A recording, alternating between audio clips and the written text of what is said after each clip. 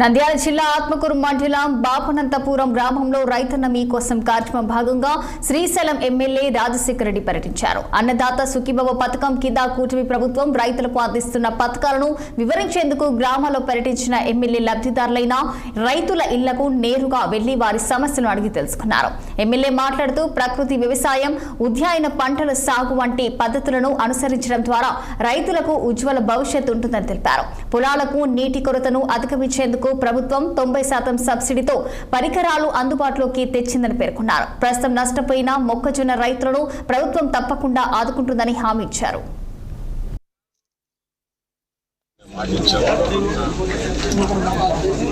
అన్నదాత సుఖీభవ కార్యక్రమంలో భాగంగా సంవత్సరానికి 20,000 రూపాయలు రైతుల అకౌంట్లో వేస్తామని చెప్పేసి ఇప్పటికే 2 విడతలు 7,000 రూపాయలు ఇవ్వడం జరిగింది. అది కేంద్ర ప్రభుత్వం